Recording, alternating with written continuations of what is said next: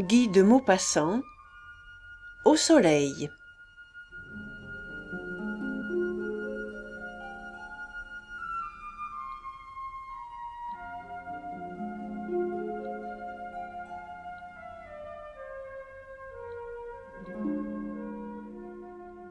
Au soleil. La vie si courte, si longue, devient parfois insupportable. Elle se déroule, toujours pareille, avec la mort au bout. On ne peut ni l'arrêter, ni la changer, ni la comprendre. Et souvent, une révolte indignée vous saisit devant l'impuissance de notre effort. Quoi que nous fassions, nous mourrons. Quoi que nous croyions, quoi que nous pensions, quoi que nous tentions, nous mourrons. Et il semble qu'on va mourir demain sans rien connaître encore, bien que dégoûté de tout ce qu'on connaît. Alors, on se sent écrasé sous le sentiment de l'éternelle misère de tout, de l'impuissance humaine et de la monotonie des actions. On se lève, on marche, on s'accoude à sa fenêtre. Des gens en face déjeunent, comme ils déjeunaient hier, comme ils déjeuneront demain. Le père, la mère, 4 enfants. Voici 3 ans, la grand-mère était encore là. Elle n'y est plus. Le père a bien changé depuis que nous sommes voisins. Il ne s'en aperçoit pas. Il semble content. Il semble heureux. Imbécile. Il parle d'un mariage, puis d'un décès, puis de leur poulet qui est tendre, puis de leur bonne qui n'est pas honnête. Il s'inquiète de 1000 choses inutiles et sottes. Imbécile. La vue de leur appartement qu'ils habitent depuis 18 ans m'emplit de dégoût et d'indignation. C'est cela la vie. 4 murs, 2 portes, une fenêtre, un lit, des chaises, une table, voilà. Prison, prison. Tout logis qu'on habite longtemps devient prison. Oh, fuir, partir, fuir les lieux connus, les hommes, les mouvements pareils aux mêmes heures et les mêmes pensées surtout. Quand on est là, là à pleurer du matin au soir, là à ne plus avoir la force de se lever pour boire un verre d'eau, là des visages amis vus trop souvent et devenus irritants, des odieux et placides voisins, des choses familières et monotones, de sa maison, de sa rue, de sa bonne qui vient dire « Que désire monsieur pour son dîner ?» et qui s'en va en relevant à chaque pas d'un ignoble coup de talon le bord effiloqué de sa jupe sale. Là de son chien trop fidèle, des tâches immuables des tentures, de la régularité des repas, du sommeil dans le même lit, de chaque action répétée chaque jour, là de soi-même, de sa propre voix, des choses qu'on répète sans cesse, du cercle étroit de ses idées, là de sa figure vue dans la glace, des mines qu'on fait en se rasant, en se peignant. Il faut partir, entrer dans une vie nouvelle et changeante. Le voyage est une espèce de porte par où l'on sort de la réalité connue pour pénétrer dans une réalité inexplorée qui semble un rêve. Une gare, un port, un train qui siffle et crache son premier jet de vapeur, un grand navire passant dans les jetées, lentement, mais dont le ventre halète d'impatience et qui va fuir là-bas, à l'horizon, vers des pays nouveaux. Qui peut voir cela sans frémir d'envie, sans sentir s'éveiller dans son âme le frissonnant désir des longs voyages? On rêve toujours d'un pays préféré, l'un de la Suède, l'autre des Indes, celui-ci de la Grèce et celui-là du Japon. Moi, je me sentais attiré vers l'Afrique par un impérieux besoin, par la nostalgie du désert ignoré, comme par le pressentiment d'une passion qui va naître. Je quittai Paris le 6 juillet 1881. Je voulais voir cette terre du soleil et du sable en plein été, sous la pesante chaleur, dans l'éblouissement furieux de la lumière. Tout le monde connaît la magnifique pièce de vers du grand poète le comte de Lille. Midi, roi des étés, épandu sur la plaine, tombe en nappe d'argent des hauteurs du ciel bleu. Tout se tait. L'air flamboie et brûle sans haleine. La terre est assoupie en sa robe de feu. C'est le midi du désert, le midi épandu sur la mer de sable immobile et illimitée, qui m'a fait quitter les bords fleuris de la Seine chantée par Madame des Houlières, et les bains frais du matin, et l'ombre verte des bois, pour traverser les solitudes ardentes. Une autre cause donnait à ce moment à l'Algérie un attrait particulier. L'insaisissable Bouamama conduisait cette campagne fantastique qui a fait dire, écrire et commettre tant de sottises. On affirmait aussi que les populations musulmanes préparaient une insurrection générale, qu'elles allaient tenter un dernier effort, et qu'aussitôt après le Ramadan, la guerre éclaterait d'un seul coup par toute l'Algérie. Il devenait extrêmement curieux de voir l'arabe à ce moment, de tenter de comprendre son âme, ce dont ne s'inquiètent guère les colonisateurs. Flaubert disait quelquefois « On peut se figurer le désert, les pyramides, le sphinx, avant de les avoir vus. Mais ce qu'on ne s'imagine point, c'est la tête d'un barbier turc accroupi devant sa porte. » Ne serait-il pas encore plus curieux de connaître ce qui se passe dans cette tête ?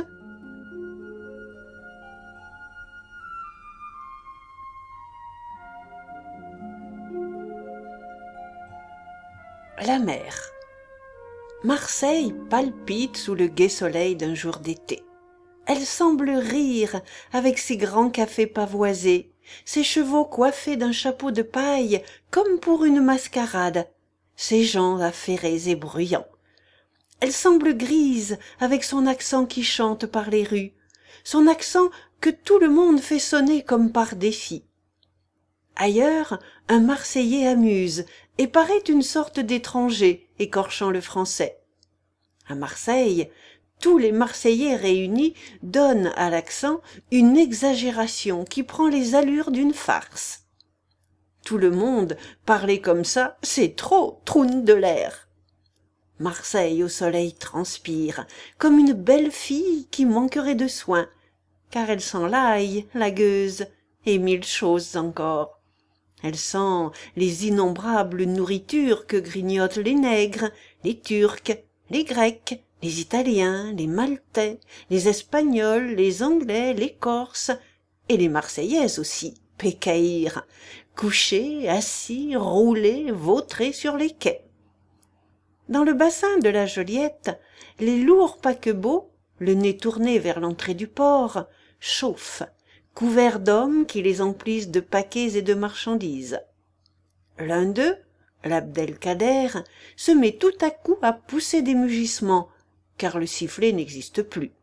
Il est remplacé par une sorte de cri de bête, une voix formidable qui sort du ventre fumant du monstre. Le vaste navire quitte son point d'attache, passe doucement au milieu de ses frères encore immobiles, sort du port, et brusquement, le capitaine ayant jeté par son porte-voix qui descend dans les profondeurs du bateau le commandement « En route !» il s'élance, pris d'une ardeur, ouvre la mer, laisse derrière lui un long sillage, pendant que fuient les côtes et que Marseille s'enfonce à l'horizon. C'est l'heure du dîner à bord. Peu de monde, on ne se rend guère en Afrique en juillet. Au bout de la table, un colonel, un ingénieur, un médecin, 2 bourgeois d'Alger avec leurs femmes. On parle du pays où l'on va, de l'administration qu'il lui faut. Le colonel réclame énergiquement un gouvernement militaire, parle tactique dans le désert et déclare que le télégraphe est inutile et même dangereux pour les armées. Cet officier supérieur a dû éprouver quelques désagréments de guerre par la faute du télégraphe. L'ingénieur voudrait confier la colonie à un inspecteur général des ponts et chaussées, qui ferait des canaux, des barrages, des routes, et mille autres choses. Le capitaine du bâtiment laisse entendre avec esprit qu'un marin ferait bien mieux l'affaire, l'Algérie n'étant abordable que par la mer. Les deux bourgeois signalent les fautes grossières du gouverneur, et chacun rit, s'étonnant qu'on puisse être aussi maladroit. Puis on remonte sur le pont. Rien que la mer calme, sans un frisson, et dorée par la lune.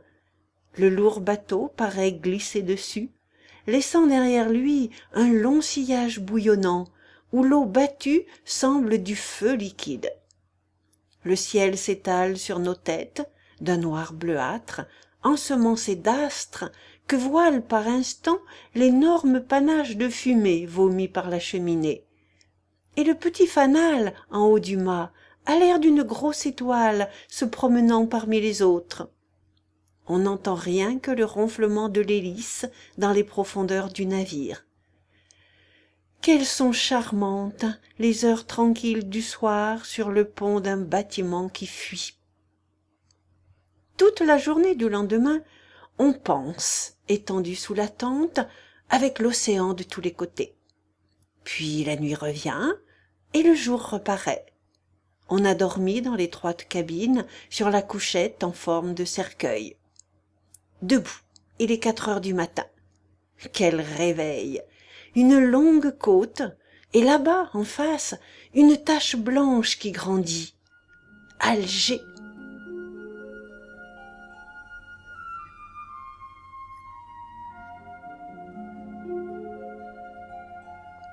Alger. Féerie inespérée et qui ravit l'esprit. Alger a passé mes attentes. Qu'elle est jolie, la ville de neige sous l'éblouissante lumière. Une immense terrasse longe le port, soutenue par des arcades élégantes. Au-dessus s'élèvent de grands hôtels européens et le quartier français. Au-dessus encore s'échelonne la ville arabe, amoncellement de petites maisons blanches, bizarres, enchevêtrées les unes dans les autres, séparées par des rues qui ressemblent à des souterrains clairs.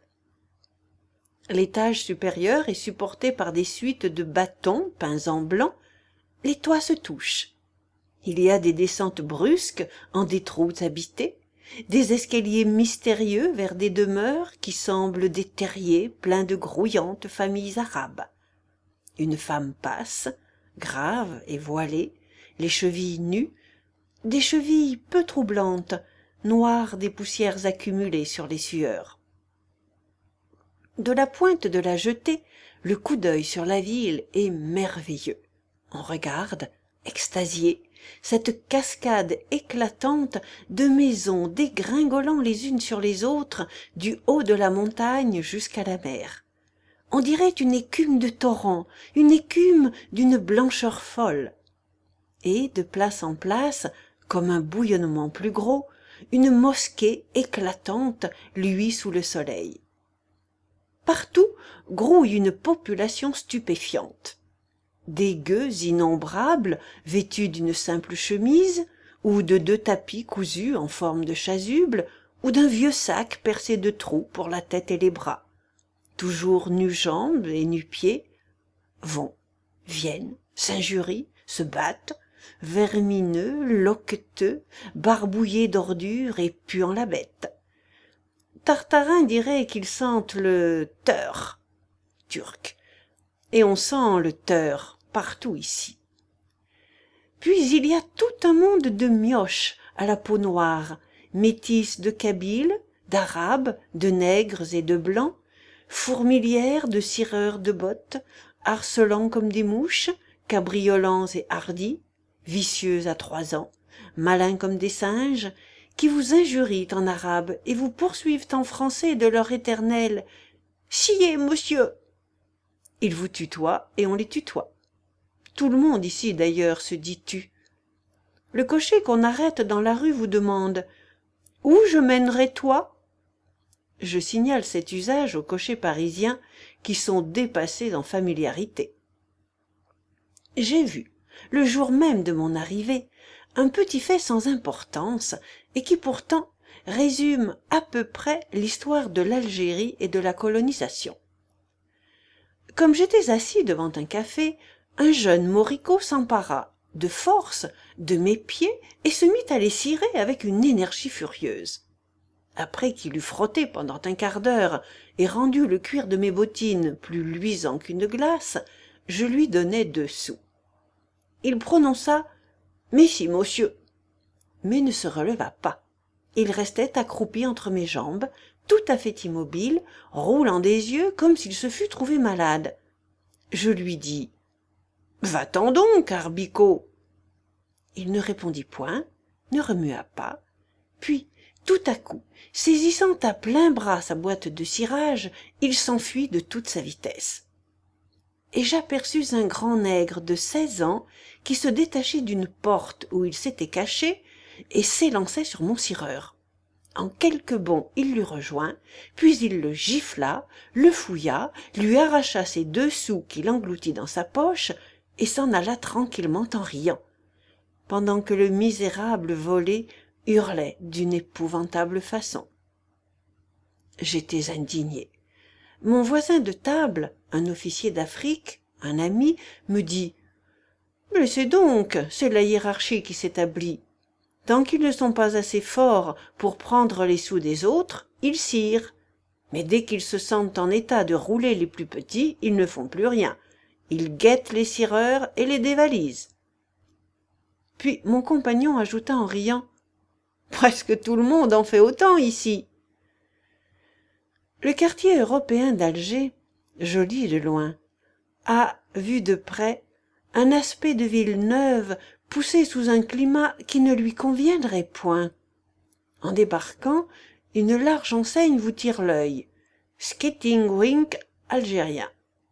Et dès les premiers pas, on est saisi, gêné, par la sensation du progrès mal appliqué à ce pays, de la civilisation brutale, gauche, peu adaptée aux mœurs, au ciel et aux gens. C'est nous qui avons l'air de barbares au milieu de ces barbares, brutes, il est vrai, mais qui sont chez eux, et à qui les siècles ont appris des coutumes dont nous semblons n'avoir pas encore compris le sens. Napoléon III a dit un mot sage, peut-être soufflé par un ministre. Ce qu'il faut à l'Algérie, ce ne sont pas des conquérants, mais des initiateurs. Or, nous sommes restés des conquérants brutaux, maladroits, infatués de nos idées toutes faites. Nos mœurs imposées, nos maisons parisiennes, nos usages choquent sur ce sol comme des fautes grossières d'art, de sagesse et de compréhension. Tout ce que nous faisons semble un contresens, un défi à ce pays, non pas tant à ses habitants premiers qu'à la terre elle-même. J'ai vu, quelques jours après mon arrivée, un bal en plein air à Mustapha. C'était la fête de Neuilly. Des boutiques de pain d'épices, des tirs, des loteries, le jeu des poupées et des couteaux, des somnambules, des femmes silures et des calicots dansant avec des demoiselles de magasin, les vraies quadrilles de Bullier. Tandis que derrière l'enceinte où l'on payait pour entrer, dans la plaine large et sablonneuse du champ de manœuvre, des centaines d'Arabes, couchés sous la lune, immobiles en leurs loques blanches, écoutaient gravement les refrains des chahuts sautés par les Français.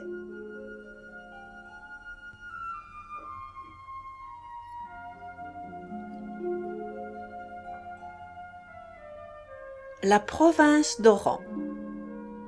Pour aller d'Alger à Oran, il faut un jour en chemin de fer. On traverse d'abord la plaine de la Mitidja, fertile, ombragée, peuplée. Voilà ce qu'on montre au nouvel arrivé pour lui prouver la fécondité de notre colonie. Certes, la Mitidja et la Kabylie sont 2 admirables pays. Or, la Kabylie est actuellement plus habitée que le Pas-de-Calais par kilomètre carré. La Mitidja le sera bientôt autant. Que veut-on coloniser par là? Mais je reviendrai sur ce sujet. Le train roule, avance. Les plaines cultivées disparaissent. La terre devient nue et rouge, la vraie terre d'Afrique.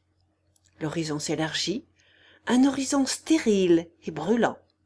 Nous suivons l'immense vallée du Chelif, enfermée en des montagnes désolées, grises et brûlées, sans un arbre, sans une herbe. De place en place, la ligne des monts s'abaisse, s'entr'ouvre, comme pour mieux montrer l'affreuse misère du sol dévoré par le soleil. Un espace démesuré s'étale, tout plat, borné là-bas par la ligne presque invisible des hauteurs perdues dans une vapeur. Puis, sur les crêtes incultes, parfois de gros points blancs, tout ronds, apparaissent, comme des œufs énormes pondus là par des oiseaux géants. Ce sont des marabouts élevés à la gloire d'Allah. Dans la plaine jaune, interminable, quelquefois on aperçoit un bouquet d'arbres, des hommes debout, des Européens hâlés, de grande taille, qui regardent filer le convoi, et tout près de là des petites tentes, pareilles à de gros champignons, d'où sortent des soldats barbus. C'est un hameau d'agriculteurs protégé par un détachement de lignes. Puis, dans l'étendue de terre stérile et poudreuse, on distingue, si loin qu'on la voit à peine, une sorte de fumée, un nuage mince qui monte vers le ciel et semble courir sur le sol. C'est un cavalier qui soulève sous les pieds de son cheval la poussière fine et brûlante. Et chacune de ces nuées sur la plaine indique un homme dont on finit par distinguer le burnous clair, presque imperceptible. De temps en temps, des campements d'indigènes. On les découvre à peine, ces douars, auprès d'un torrent desséché où des enfants font paître quelques chèvres, quelques moutons ou quelques vaches. Paître semble infiniment dérisoire. Les huttes de toile brune, entourées de broussailles sèches, se confondent avec la couleur monotone de la terre. Sur le remblai de la ligne, un homme à la peau noire, à la jambe nue, nerveuse et sans mollets, enveloppé de haillons blanchâtres, contemple gravement la bête de fer qui roule devant lui. Plus loin, c'est une troupe de nomades en marche. La caravane s'avance dans la poussière, laissant un nuage derrière elle. Les femmes et les enfants sont montés sur des ânes ou de petits chevaux, et quelques cavaliers marchent gravement en tête, d'une allure infiniment noble. Et c'est ainsi toujours. Aux haltes du train, d'heure en heure, un village européen se montre. Quelques maisons pareilles à celles de Nanterre ou de Rueil, quelques arbres brûlés alentour, dont l'un porte des drapeaux tricolores, pour le 14 juillet. Puis un gendarme, grave, devant la porte de sortie, semblable aussi aux gendarmes de Rueil ou de Nanterre.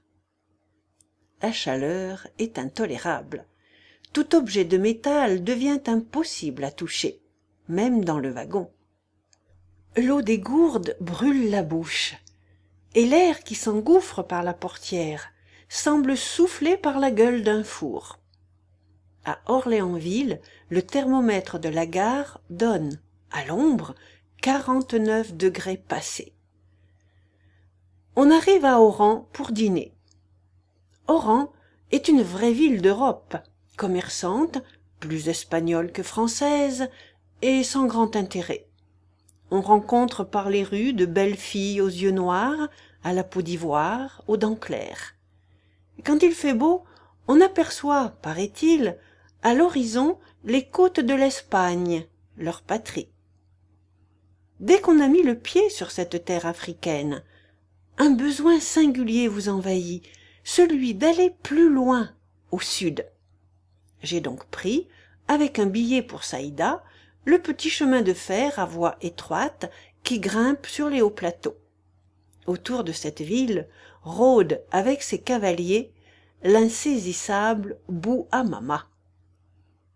Après quelques heures de route, on atteint les premières pentes de l'Atlas.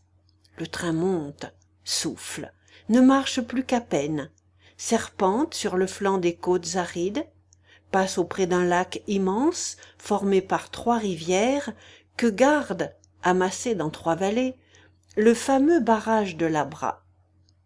Un mur colossal, long de 500 mètres, contient, suspendus au-dessus d'une plaine démesurée, 14 millions de mètres cubes d'eau.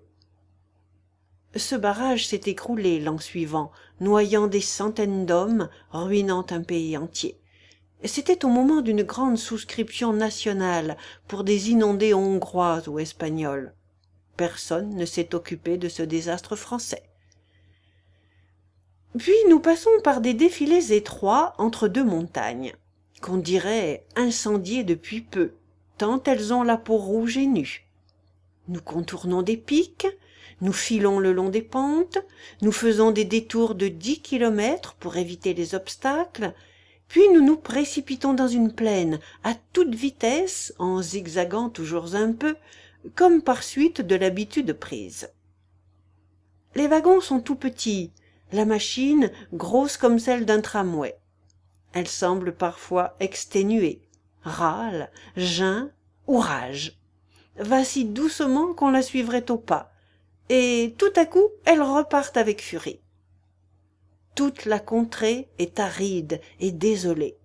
Le roi d'Afrique, le soleil, le grand et féroce ravageur, a mangé la chair de ses vallons, ne laissant que la pierre et une poussière rouge où rien ne pourrait germer. Saïda, c'est une petite ville à la française qui ne semble habitée que par des généraux. Ils sont au moins 10 ou 12 et paraissent toujours en conciliabule. On a envie de leur crier « Où est aujourd'hui Bouhamama, mon général ?» La population civile n'a pour l'uniforme aucun respect. L'auberge du lieu laisse tout à désirer. Je me couche sur une paillasse, dans une chambre blanchie à la chaux. La chaleur est intolérable. Je ferme les yeux pour dormir. Hélas! Ma fenêtre est ouverte, donnant sur une petite cour. J'entends aboyer des chiens. Ils sont loin, très loin, et jappent par saccades, comme s'ils se répondaient. Mais bientôt ils approchent, ils viennent, ils sont là maintenant, contre les maisons, dans les vignes, dans les rues. Ils sont là, 500, 1000 peut-être, affamés, féroces, les chiens qui gardaient sur les hauts plateaux les campements des Espagnols. Leurs maîtres, tués ou partis, les bêtes ont rôdé, mourant de faim. Puis elles ont trouvé la ville, et elles la cernent, comme une armée. Le jour, elles dorment dans les ravins, sous les roches, dans les trous de la montagne. Et, sitôt la nuit tombée, elles gagnent Saïda pour chercher leur vie. Les hommes, qui rentrent tard chez eux, marchent le revolver au poing, suivis, flairés par 20 ou 30 chiens jaunes, pareils à des renards. Ils aboient à présent d'une façon continue, effroyable, à rendre fou. Puis d'autres cris s'éveillent, des glapissements grêles. Ce sont les chacals qui arrivent, et parfois on n'entend plus qu'une voix plus forte et singulière, celle de l'hyène qui imite le chien pour l'attirer et le dévorer. Jusqu'au jour dure sans repos cet horrible vacarme. Saïda, avant l'occupation française, était protégée par une petite forteresse édifiée par Abd-el-Kader. La ville nouvelle est dans un fond, entourée de hauteurs pelées. Une mince rivière, qu'on peut presque sauter à pieds joints, arrose les champs alentours où poussent de belles vignes. Vers le sud, les monts voisins ont l'aspect d'une muraille. Ce sont les derniers gradins conduisant au haut plateau. Sur la gauche se dresse un rocher d'un rouge ardent, haut d'une 50aine de mètres, et qui porte sur un sommet quelques maçonneries en ruine. C'est là tout ce qui reste de la Saïda d'Abd-el-Kader. Ce rocher, vu de loin, semble adhérent à la montagne, mais si on l'escalade, on demeure saisi de surprise et d'admiration.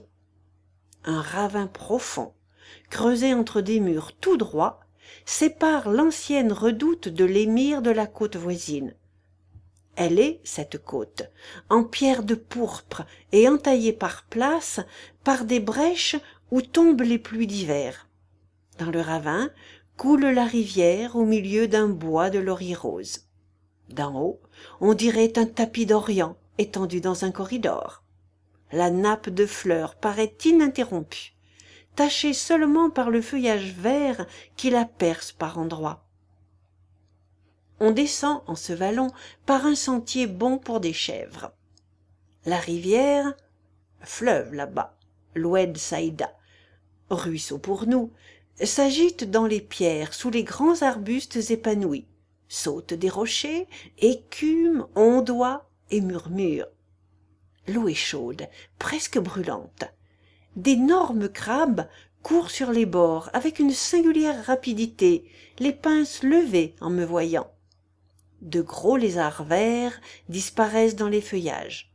Parfois, un reptile glisse entre les cailloux. Le ravin se rétrécit comme s'il allait se refermer. Un grand bruit sur ma tête me fait tressaillir. Un aigle, surpris, s'envole de son repère, s'élève vers le ciel bleu, monte à coups d'ailes lents et forts, si larges qu'il semble toucher aux deux murailles. Au bout d'une heure, on rejoint la route qui va vers Aïn el-Hadjar en gravissant le mont Poudreux. Devant moi, une femme, une vieille femme en jupe noire, coiffée d'un bonnet blanc, chemine, courbée, un panier au bras gauche, et tenant de l'autre, en manière d'ombrelle, un immense parapluie rouge.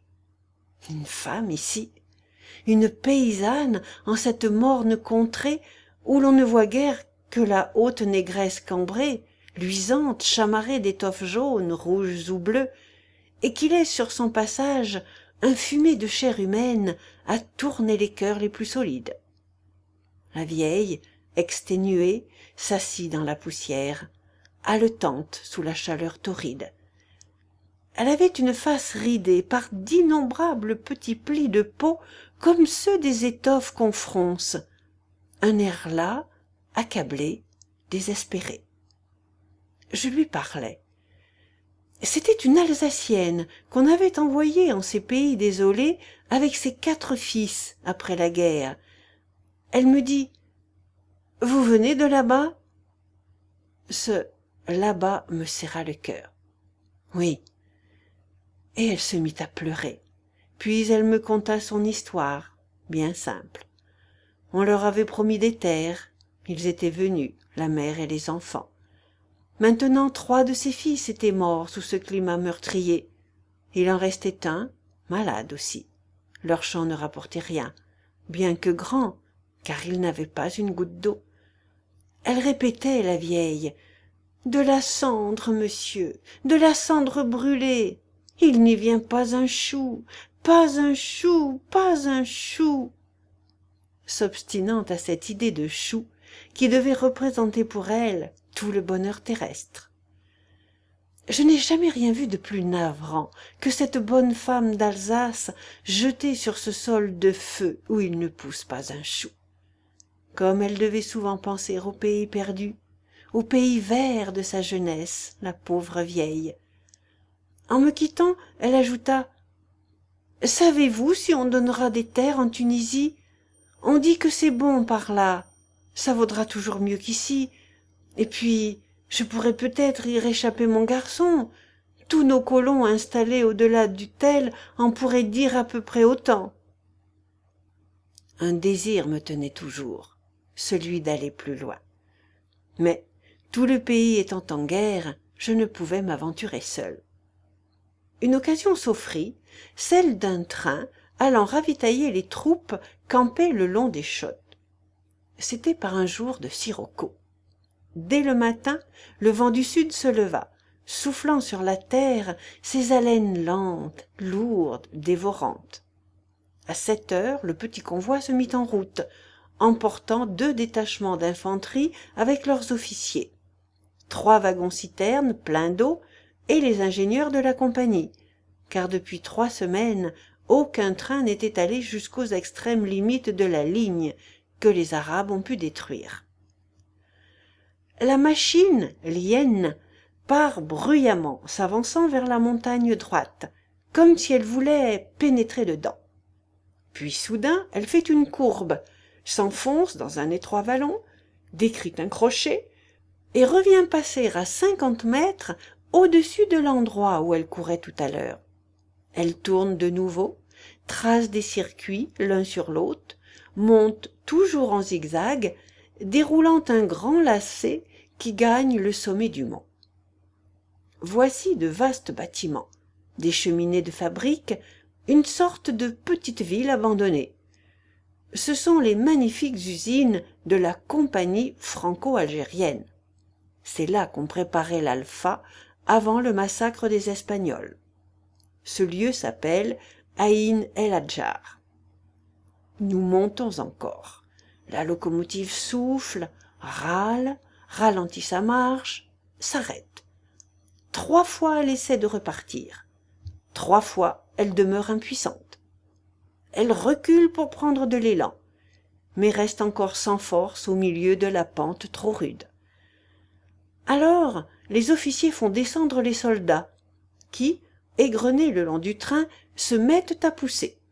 Nous repartons lentement au pas d'un homme. On rit, on plaisante. Les lignards blaguent la machine.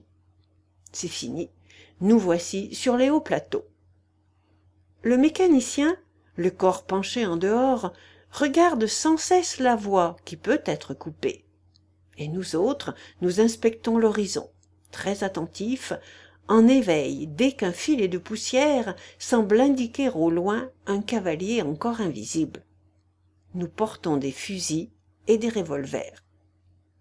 Parfois, un chacal s'enfuit devant nous.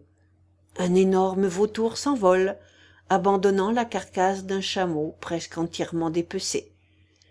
Des poules de Carthage, très semblables à des perdrix, gagnent des touffes de palmiers nains.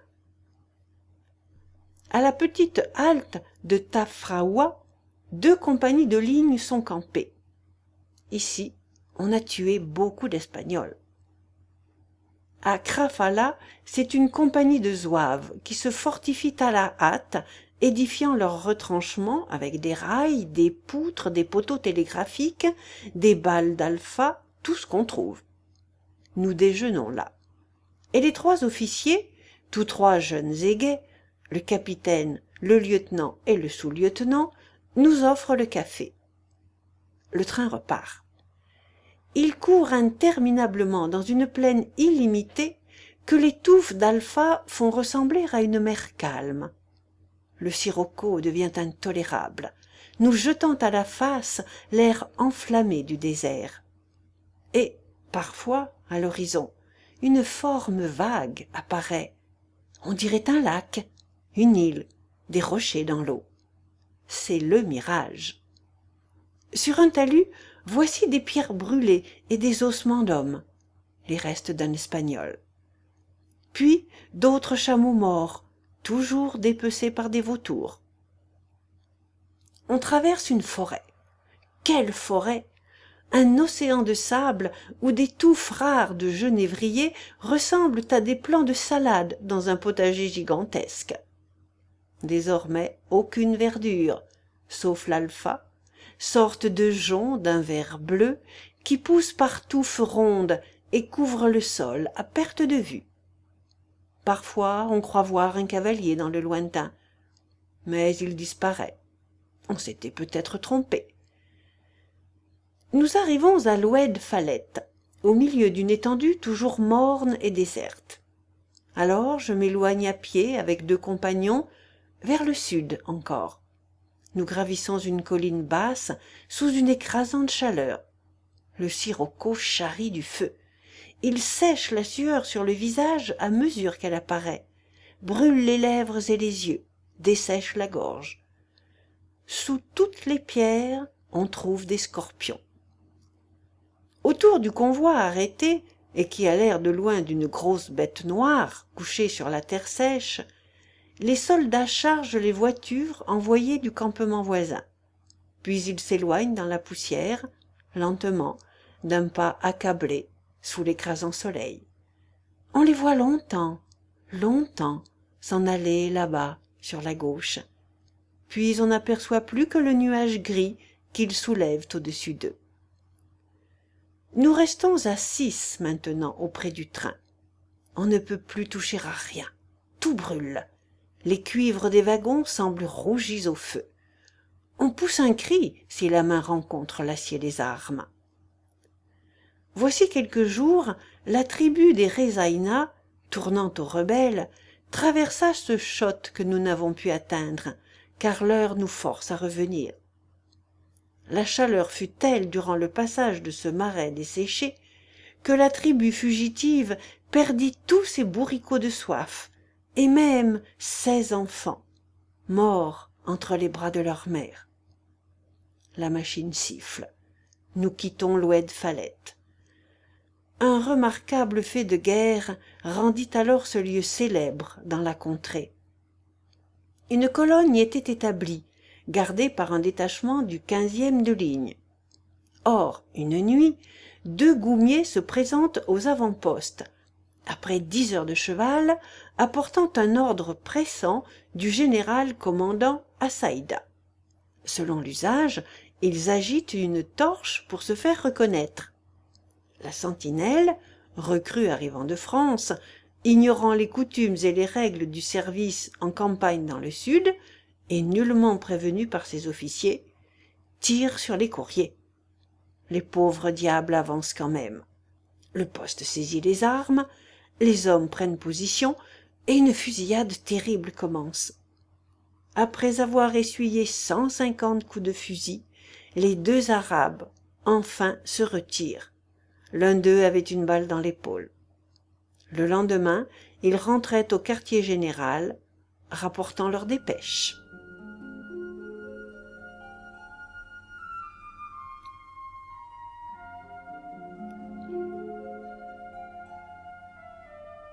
Bouamama. Bien malin celui qui dirait, même aujourd'hui, ce qu'était Bouamama. Cet insaisissable farceur, après avoir affolé notre armée d'Afrique, a disparu si complètement qu'on commence à supposer qu'il n'a jamais existé. Des officiers dignes de foi, qui croyaient le connaître, me l'ont décrit d'une certaine façon. Mais d'autres personnes non moins honnêtes, sûres de l'avoir vu, me l'ont dépeint d'une autre manière. Dans tous les cas, ce rôdeur n'a été que le chef d'une bande peu nombreuse, poussée sans doute à la révolte par la famine. Ces gens ne se sont battus que pour vider les silos ou piller des convois. Ils semblent n'avoir agi ni par haine, ni par fanatisme religieux, mais par faim. Notre système de colonisation consistant à ruiner l'arabe, à le dépouiller sans repos, à le poursuivre sans merci et à le faire crever de misère, nous verrons encore d'autres insurrections. Une autre cause peut-être à cette campagne est la présence sur les hauts plateaux des alphatiers espagnols. Dans cet océan d'alpha, dans cette morne étendue verdâtre, immobile sous le ciel incendié, vivait une vraie nation, des hordes d'hommes à la peau brune, aventuriers, que la misère ou d'autres raisons avaient chassés de leur patrie. Plus sauvages, plus redoutés que les Arabes, isolés ainsi, loin de toute ville, de toute loi, de toute force, ils ont fait, dit-on, ce que faisaient leurs ancêtres sur les terres nouvelles. Ils ont été violents, sanguinaires, terribles envers les habitants primitifs. La vengeance des Arabes fut épouvantable. Voici en quelques lignes l'origine apparente de l'insurrection. 2 marabouts prêchaient ouvertement la révolte dans une tribu du sud. Le lieutenant Weinbrenner fut envoyé avec la mission de s'emparer du caïd de cette tribu. L'officier français avait une escorte de 4 hommes. Il fut assassiné. On chargea le colonel Innocenti de venger cette mort et on lui envoya comme renfort l'agha de Saïda. Or, en route, le goum de l'agha de Saïda rencontra les trafis qui se rendaient également auprès du colonel Innocenti. Des querelles s'élevèrent entre les deux tribus. Les Trafis firent défection et allèrent se mettre sous les ordres de Bouamama. C'est ici que se place l'affaire de Chellala, qui a été 100 fois racontée. Après le sac de son convoi, le colonel Innocenti, qui semble avoir été accusé bien légèrement par l'opinion publique, remonta à marche forcée vers le Kreider, afin de refaire sa colonne, et laissa la route entièrement libre à son adversaire. Celui-ci en profita. Mentionnons un fait curieux. Le même jour, les dépêches officielles signalaient en même temps Bouamama sur 2 points distants l'un de l'autre de 150 kilomètres. Ce chef, profitant de l'entière liberté qu'on lui donnait, passa à 12 kilomètres de Chériville, tua en route le brigadier Bringard, envoyé avec quelques hommes seulement en plein pays révolté pour établir les communications télégraphiques. Puis il remonta au nord. C'est alors qu'il traversa le territoire des Assasénas et des Harar, et qu'il donna vraisemblablement à ces 2 tribus le mot d'ordre pour le massacre général des Espagnols, qu'elles devaient exécuter peu après. Enfin, il arriva à Aïn Kétifa, et 2 jours plus tard, il campait à Assi-Tirsine, à 22 kilomètres seulement de Saïda. L'autorité militaire, inquiète, enfin, prévint le 10 juin au soir la compagnie franco-algérienne de faire rentrer tous ses agents, le pays n'étant pas sûr. Des trains circulèrent toute la nuit jusqu'à l'extrême limite de la ligne, mais on ne pouvait, en quelques heures, faire revenir les chantiers disséminés sur un territoire de 150 kilomètres. Et le 11, au point du jour, les massacres commencèrent. Ils furent accomplis surtout par les 2 tribus des Assasénas et des Harar, exaspérés contre les Espagnols qui vivaient sur leur territoire. Et cependant, sous prétexte de ne point les pousser à la révolte, on a laissé tranquilles ensuite ces tribus qui ont égorgé près de 300 personnes, hommes, femmes et enfants. Des cavaliers arabes trouvés chargés de dépouilles avec des robes de femmes espagnoles sous leurs selles ont été relâchés, dit-on, sous prétexte que les preuves manquaient. Donc, le 10, au soir, Bouamama campait à Tassi-Tirsine, à 22 kilomètres de Saïda. À la même heure, le général Sérès télégraphiait au gouverneur que le chef révolté tentait de repasser dans le sud. Les jours suivants, le hardi marabout pilla les villages de Tafraoua et de Krafalla, changeant tous ses chameaux de butin, emportant la valeur de plusieurs millions en vivres et en marchandises. Il remonta de nouveau à Assi-Tirsine pour reconstituer sa troupe. Puis il divisa son convoi en 2 parties, dont l'une se dirigea vers Aïn Kétifa. Là, elle fut arrêtée et pillée par le goum de Charoui, colonne brunetière.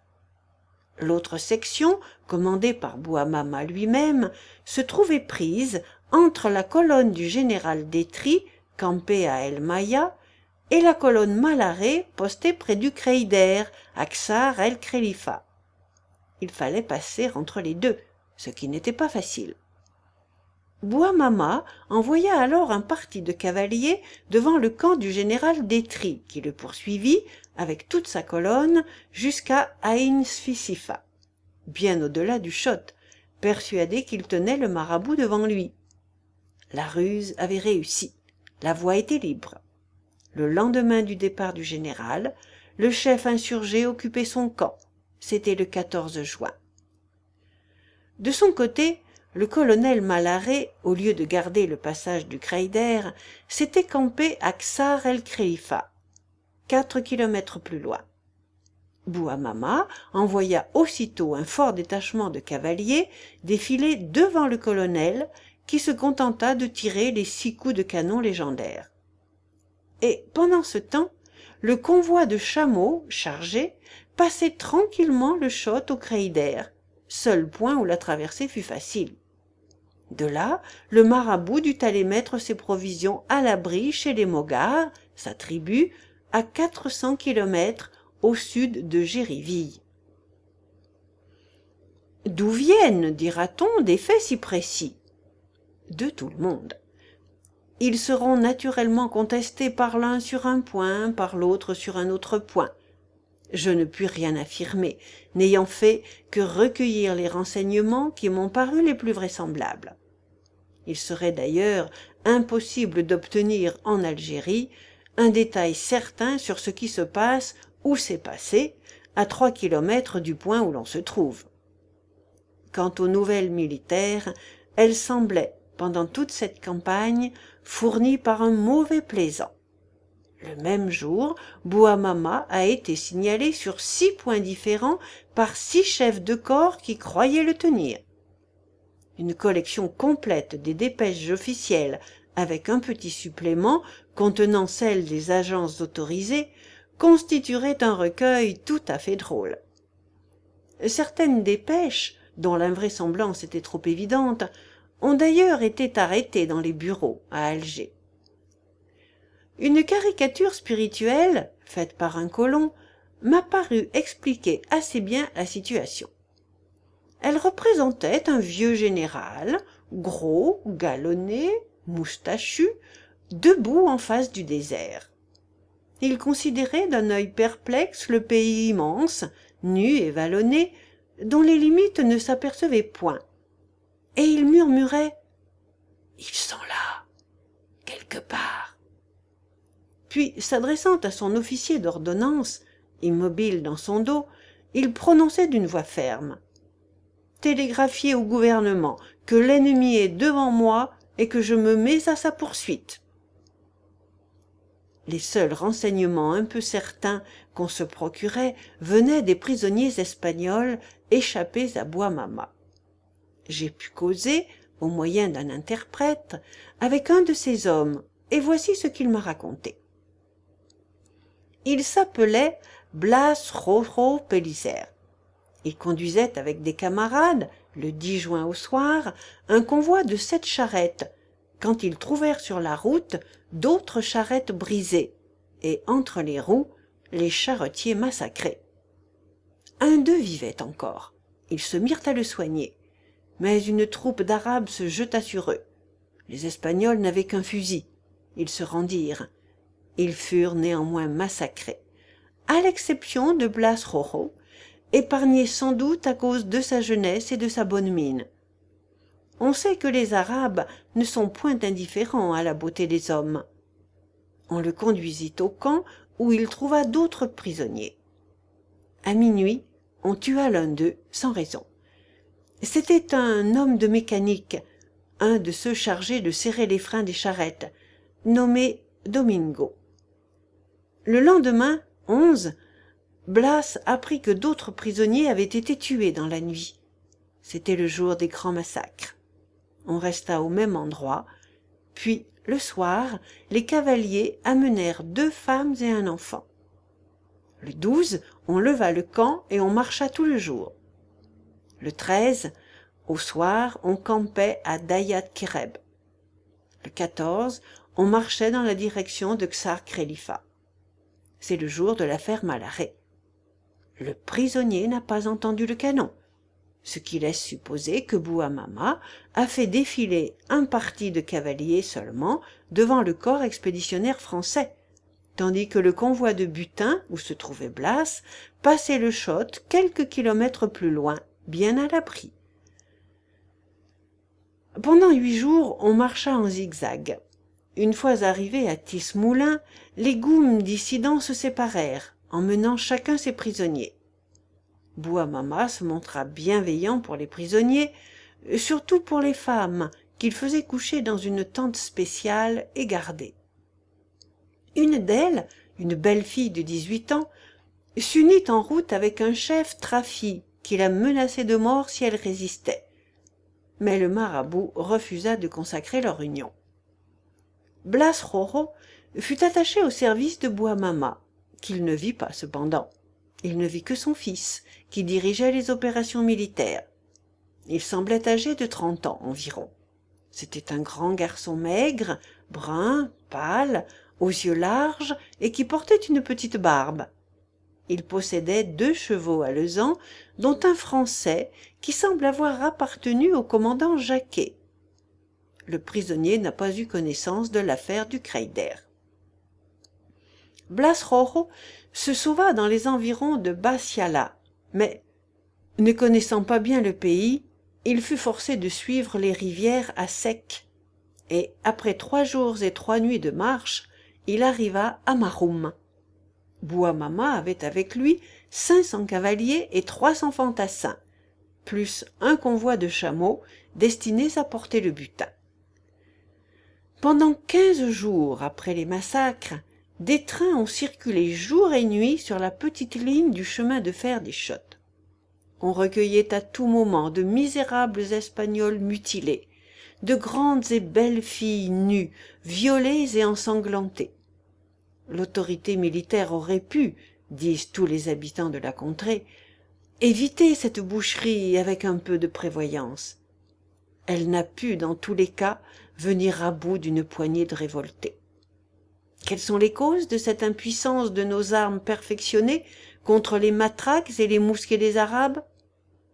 À d'autres de les pénétrer et de les indiquer. Les Arabes, dans tous les cas, ont sur nous un avantage contre lequel nous nous efforçons en vain de lutter. Ils sont les fils du pays. Vivant avec quelques figues et quelques grains de farine, infatigables sous ce climat qui épuise les hommes du Nord, montés sur des chevaux sobres comme eux, et comme eux insensibles à la chaleur, ils font en un jour 100 ou 130 kilomètres. N'ayant ni bagages, ni convois, ni provisions à traîner derrière eux, ils se déplacent avec une rapidité surprenante, passent entre 2 colonnes campées pour aller attaquer et piller un village qui se croit en sûreté, disparaissent sans laisser de traces, puis reviennent brusquement alors qu'on les suppose bien loin. Dans la guerre d'Europe, quelle que soit la promptitude de marche d'une armée, elle ne se déplace pas sans qu'on puisse en être informé. La masse des bagages ralentit fatalement les mouvements et indique toujours la route suivie. Un parti arabe, au contraire, ne laisse pas plus de marques de son passage qu'un vol d'oiseau. Ces cavaliers errants vont et viennent autour de nous avec une célérité et des crochets d'hirondelles. Quand ils attaquent, on peut les vaincre, et presque toujours on les bat malgré leur courage. Mais on ne peut guère les poursuivre, on ne peut jamais les atteindre quand ils fuient. Aussi évitent-ils avec soin les rencontres, et se contentent-ils en général de harceler nos troupes. Ils changent avec impétuosité, au galop furieux de leurs maigres chevaux, arrivant comme une tempête de linge flottant et de poussière. Ils déchargent, tout en galopant, leurs longs fusils damasquinés, puis soudain, décrivant une courbe brusque, s'éloignent ainsi qu'ils étaient venus, ventre à terre, laissant sur le sol derrière eux, de place en place, un paquet blanc qui s'agite, tombé là comme un oiseau blessé qui aurait du sang sur ses plumes.